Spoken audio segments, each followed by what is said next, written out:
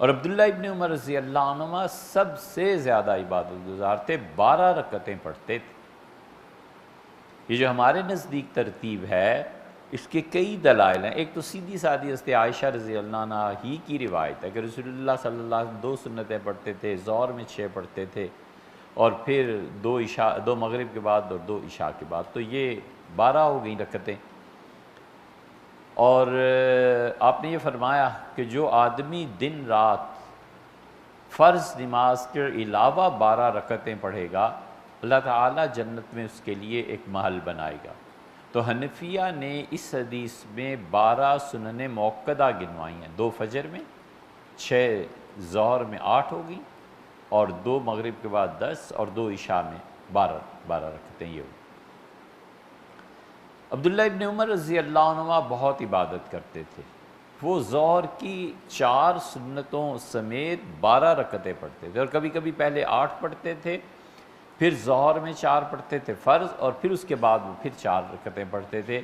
اور یہ بھی رسول اللہ صلی اللہ علیہ وسلم کو غالباً انہوں نے دیکھا ہوگا کبھی، اس لیے ان کا عمل یہ تھا۔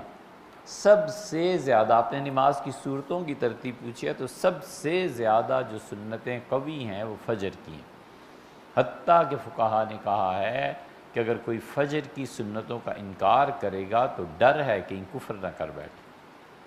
اتنی زیادہ روایات آئی ہیں، اتنی، اور رسول اللہ صلی اللہ علیہ وسلم نے فرمایا غنیمت کا مال اکٹھا کرنے کے لیے لپکنا مجھے اتنا زیادہ اچھا نہیں لگتا جتنی یہ 2 رکعتیں لگتی ہیں۔ سیدنا عمر رضی اللہ عنہ 2 رکعتیں پڑھیں، اور انہوں نے کہا لوگو یہ فجر کی 2 رکعتیں رسول اللہ صلی اللہ علیہ وسلم نے کبھی نہیں چھوڑیں، اور نبی کریم صلی اللہ علیہ وسلم فرماتے تھے کہ سرخ رنگ کے جو اونٹ ہیں نا، ان سے زیادہ یہ فجر کی 2 رکعتیں۔ حنفیہ ان 2 رکعتوں کے وجوب تک کے قائل ہوئے ہیں، وہ کہتے ہیں واجب ہیں یہ 2 رکعتیں۔ حنفیہ اس تک کے قائل ہوئے ہیں، اتنی زیادہ احادیث اس میں۔ اسی لیے جب اس کے وجوب کے قائل ہوئے ہیں نا، تو اسی وجہ سے یہ سمجھنا چاہیے، یہ اہل حدیث کا بڑا اعتراض ہے کہ تم لوگ کہتے ہو کہ فرض امام پڑھا رہا ہے تو پیچھے کہیں کھڑے ہو کے پڑھ لو۔ ہم کہتے ہیں اس لیے کہ صحابہ رضی اللہ عنہ ایسے کرتے تھے، عبداللہ ابن مسعود رضی اللہ عنہ ایسے کرتے تھے۔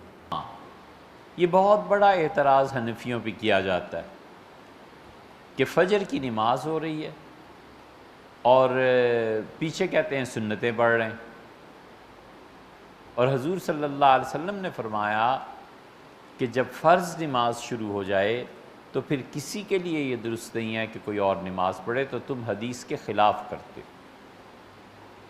ہم کہتے ہیں بالکل سادی سی بات ہے، حضرت ابو الدرداء کو دیکھو، عبداللہ ابن مسعود رضی اللہ عنہ وغیرہ کو دیکھو، وہ کوفہ کی جامع مسجد میں آتے تھے اور نماز ہو رہی ہوتی تھی فجر کی، اور پیچھے کسی ستون کے پڑھ لیتے تھے۔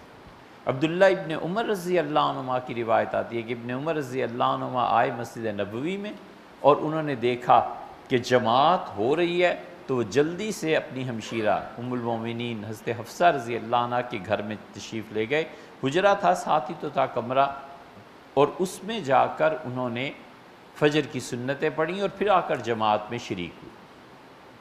یہ تو ایک جواب ہے۔ اس کے مقابلے میں وہ کہتے ہیں ہم صحابہ رضی اللہ عنہ کے ان فتووں کو نہیں مانتے، بھئی ہمیں تو کتاب و سنت سے غرض ہے۔ ہم کہتے ہیں بالکل ٹھیک ہے، آپ کو کتاب و سنت سے غرض ہے، یہ تو دیکھیں کہ جماعت کا کیا مقام ہے اور ان سنتوں کا کیا مقام ہے۔ فجر ہو یا ظہر ہو، جماعت سنت موقدہ ہے، اور یہ صبح کی 2 رکعتیں ہمارے نزدیک یہ واجب کے قریب ہیں، تو ترجیح اسے دیں یا جماعت کو دیں؟ واجب کو ترجیح ملنی چاہیے نا۔ تو اس لیے ہم کہتے ہیں کہ اگر جماعت میں ملنے کی توقع ہے تو یہ 2 رکعتیں کہیں پیچھے پڑھ لینی چاہیے۔ یہ بھی غلط بات ہے کہ امام ایسے کھڑا ہے اور اس کے پیچھے کی صف میں آدمی 2 سنتیں پڑھنا شروع کر دے، یہ بھی ٹھیک نہیں ہے۔ لیکن دور کہیں باہر کسی کونے کھدرے میں 2 رکعتیں پڑھنی چاہیے۔ فجر کی 2 رکعتیں سب سے زیادہ اہم ہیں، اور اس اہمیت کے ساتھ ساتھ حضور صلی اللہ علیہ وسلم سورہ کافرون اور سورہ قل هو اللہ پڑھتے تھے۔